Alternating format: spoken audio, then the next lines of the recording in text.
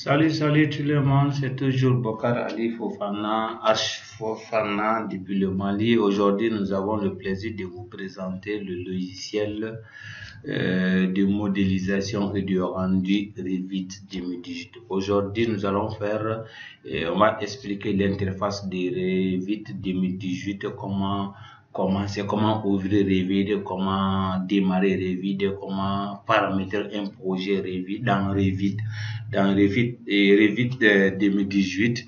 Donc aujourd'hui nous allons essayer de modéliser un plan comme ça. Bon, vous voyez le plan a été déjà, je l'ai fait avec AutoCAD, ce plan là qui est là. Bon, donc nous allons essayer de voir avec ça si on peut faire quelque chose en tant que débutant, pour option débutante quoi.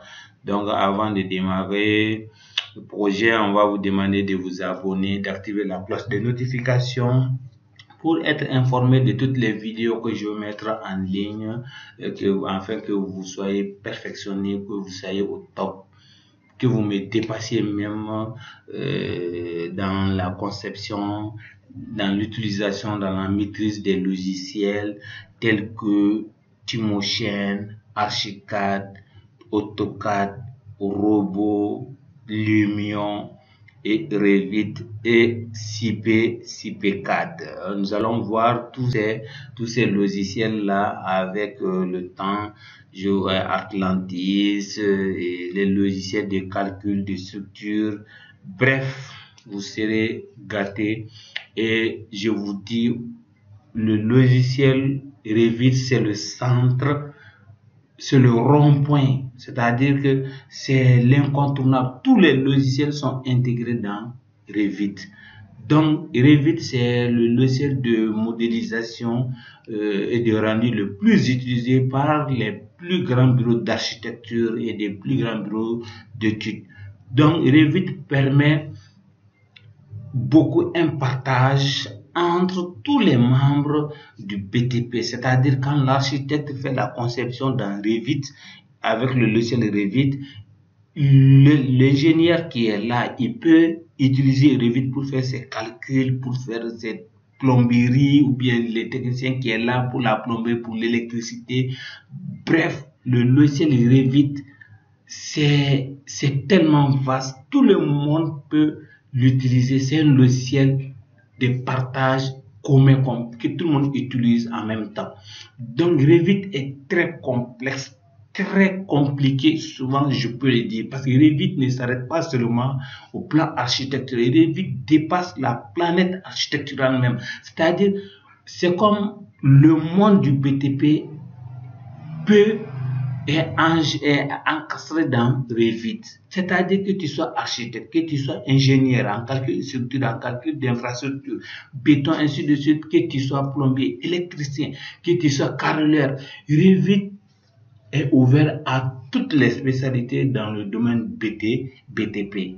Donc, on ne finit jamais d'expliquer l'importance, l'avantage de Revit en un mot. Vous voyez que souvent, il y a Archicad même, on est en train d'intégrer les calculs, on est en train de faire intégrer les ingénieurs, les données, les capacités des ingénieurs, c'est-à-dire des calculs de structure dans Archicad. Mais déjà dans Revit, c'est un logiciel, une fois qu'il est sur ta machine, tous les autres logiciels du BTP sont directement communiquer avec Revit. Une fois que Revit détecte un logiciel de BTP tel que Robo, tel que CP4, tel que le logiciel de rendu, Lumion, Timotion, Archicad, n'importe quel logiciel de BTP, de calcul de structure de modélisation, Revit cherche toujours, il va dire que c'est un élément de ma famille BTP. Il l'intègre dans son interface.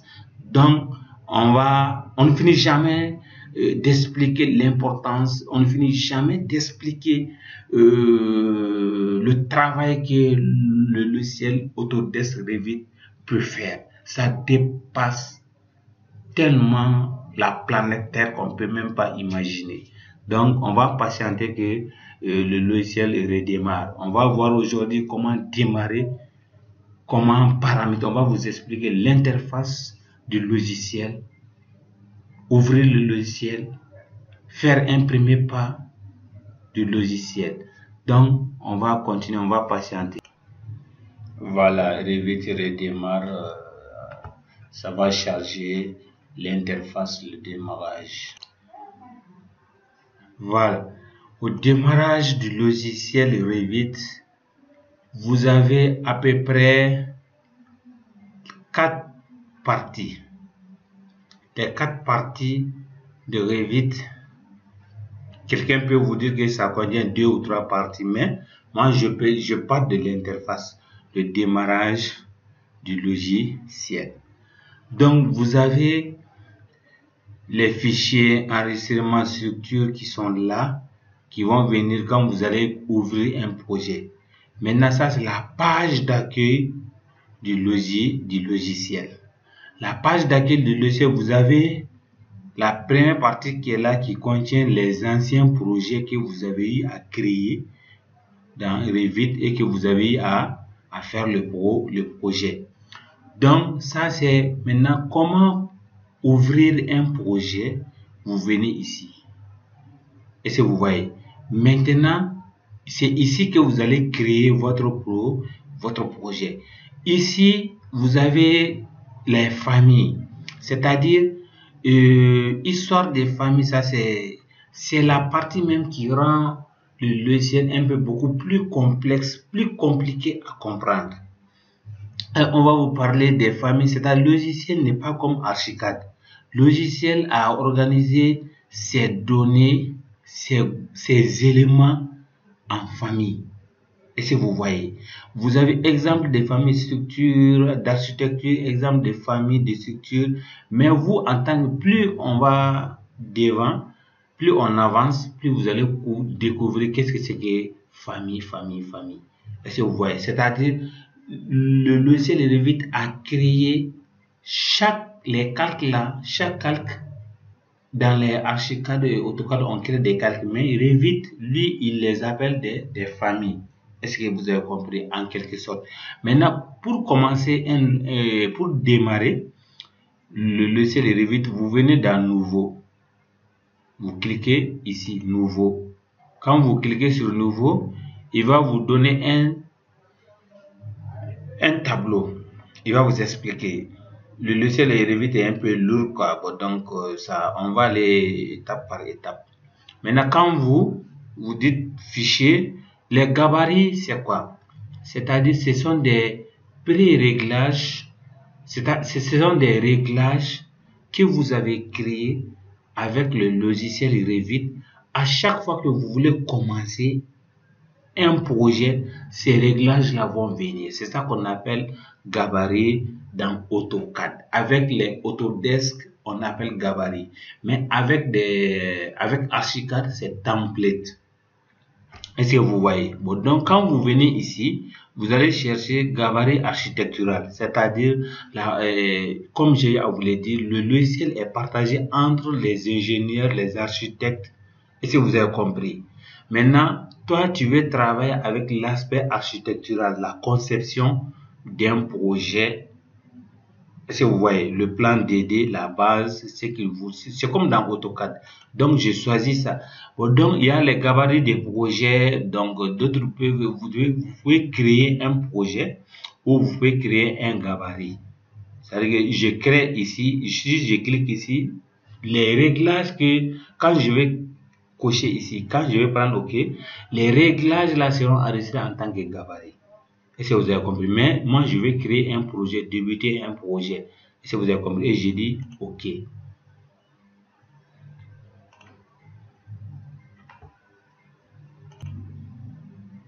Voilà. On va entendre, il est en train d'ouvrir.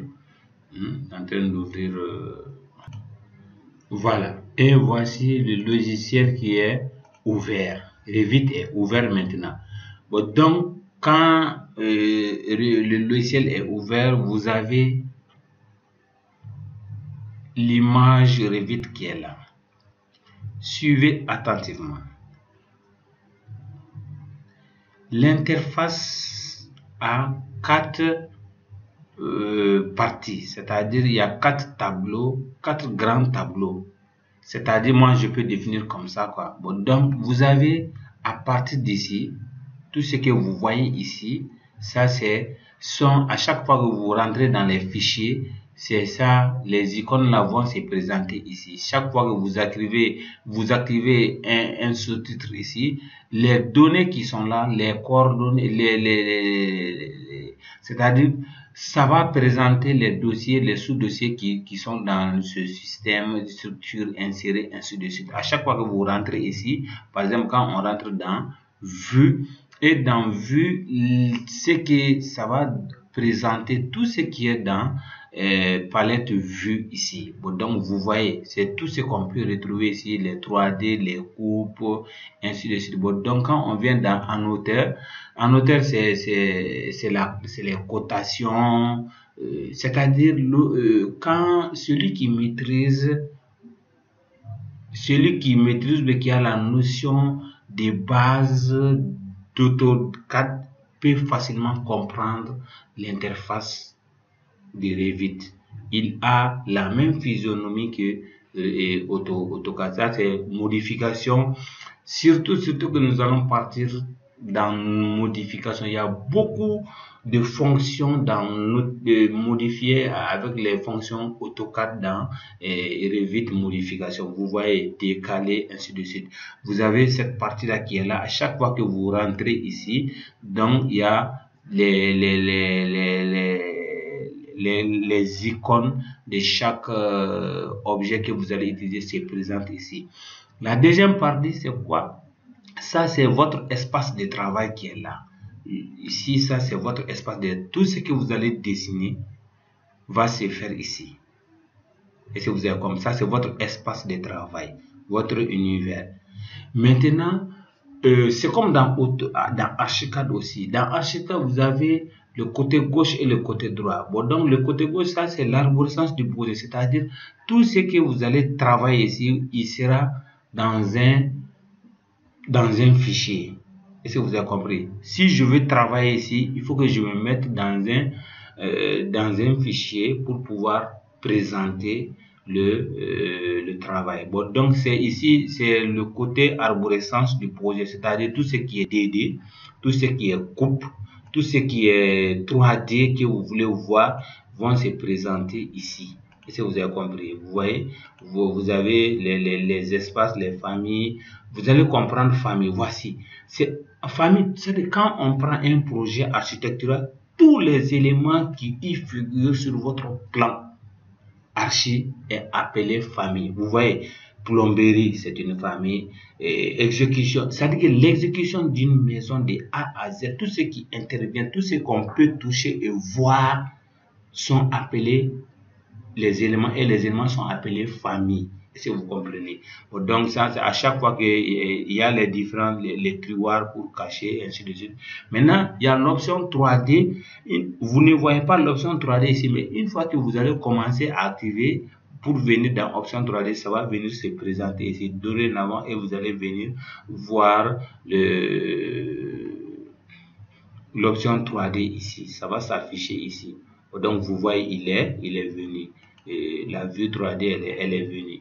Donc chaque fois que vous travaillez dans DD, vous allez travailler votre plan DD dans des niveaux. Est-ce que vous avez compris? Donc maintenant, la quatrième partie, la troisième ou la quatrième partie, on a déjà expliqué le projet, les icônes qui vont s'afficher ici, l'arborescence, les 3D, DD, les visites. L'effort que vous allez faire ici, vous allez voir le travail ici de votre effort. Maintenant, ici, ça, c'est les propriétés. C'est-à-dire, à chaque fois que vous sélectionnez un fichier ou bien un tableau ou bien un objet, il va vous donner les propriétés, les données superficielles vont se présenter ici. Est-ce que vous voyez? Donc, ce que je vous dis, à chaque fois que vous ouvrez un projet, il faut paramétrer le projet. Ça, c'était l'explication brève concernant l'interface du logiciel Revit 2018. Est-ce que vous comprenez? Je répète encore, ça c'est votre espace de travail. Et c'est comme dans Archicad, c'est-à-dire il vous donne les 4 les 4 points cardinaux. C'est-à-dire quand vous travaillez ici, il va vous demander, lui, il va faire la mise à jour. C'est comme si c'est des caméras, les 4 côtés sont l'œil de votre projet. Quand vous voulez regarder par là, vous n'êtes pas là-bas, mais lui, il sera placé ici comme dans Archicad. Ainsi de suite. À chaque fois que vous voulez voir ce côté pour apporter des modifications, vous cliquez ici et vous pouvez venir afficher chaque côté de votre bâtiment. Vous voyez, à chaque fois que je clique sur un point ici, les coordonnées ou bien les propriétés de ce point sélectionné ici seront présentées ici, les données, et qui peuvent être modifiées. Par exemple, vous voyez que j'ai pas placé d'objet dans ma surface de travail, dans mon espace de travail. Donc, à chaque fois que j'essaie d'activer ou bien de sélectionner un élément de mon arborescence, donc il va me donner les caractéristiques, les propriétés de chaque élément. Maintenant, quand je viens dans ma surface de travail, dans mon espace de travail, par exemple, si vous voulez tracer les murs, vous venez dans architecture. C'est-à-dire qu'il y a d'autres données qui sont là, qui sont pour tout le monde, et il y a des dossiers aussi, des données aussi qui sont là uniquement pour les ingénieurs, pour les calculs des structures, ainsi de suite. Donc, on va essayer de tracer un mur et je vais vous expliquer les propriétés c'est-à-dire à chaque fois que, par exemple, quand je viens dans architecture, je clique sur le mur. C'est juste un exemple. Après, on va voir comment tracer les murs. Quand je clique sur les murs, je vais dire que je vais tracer un mur. Si vous avez compris, juste un exemple. Je clique sur le premier point et je viens cliquer sur le deuxième point. Et si vous avez vu. Bon, donc, je peux prendre échappe pour laisser. Bon, donc, et regardez. Ici, je n'ai aucun objet qui est sélectionné. Mais seulement, c'est ce niveau, mon niveau d'étage, mon espace d'étage. Je suis en train de travailler dans étage, dans niveau 1. Bon, donc, quand je sélectionne niveau 1, c'est les coordonnées de niveau 1 qui sont là, les propriétés de niveau 1 qui sont là. Maintenant, quand je clique sur un élément de mon espace de travail, il va laisser maintenant il va désélectionner, il va pas me donner les propriétés de mon niveau, mais plutôt les propriétés de l'objet qui a été sélectionné dans mon espace de travail. Est-ce que vous comprenez? Bon, donc, vous voyez, j'ai sélectionné le mur qui fait 24 mètres. Donc, il va me donner les données, les caractéristiques, les dimensions qui peuvent être changées, la taille, la composition, les propriétés en un mot de mon mur sélectionné. Même si je venais mettre une cotation, par exemple, ici, je sélectionne cotation, je viens cliquer ici sur un premier point et je viens cliquer ici et je vais poser. Bon, donc vous allez voir que j'ai des objets sélectionnés. C'est-à-dire que j'ai sélectionné le mur, va me donner les propriétés de mon mur.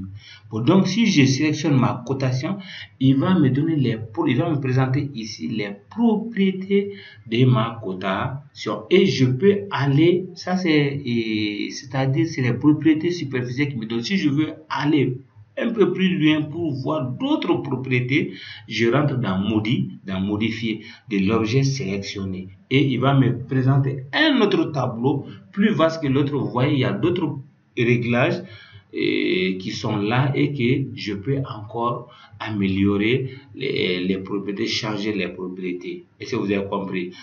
Donc, c'était ça l'objet, c'est-à-dire je vous ai expliqué comment démarrer le logiciel Revit. Nous allons, comme j'ai à vous le dire, nous allons aller étape par étape du début jusqu'à la fin. Nous allons faire un projet Revit comme ça. Donc, je vous demande de vous abonner, d'activer la cloche de notification pour être informé de toutes les vidéos que je vais essayer de mettre en ligne pour que vous soyez au top, au même niveau que moi et que vous me dépassiez. Donc, je vous dis ciao, ciao et à la semaine prochaine.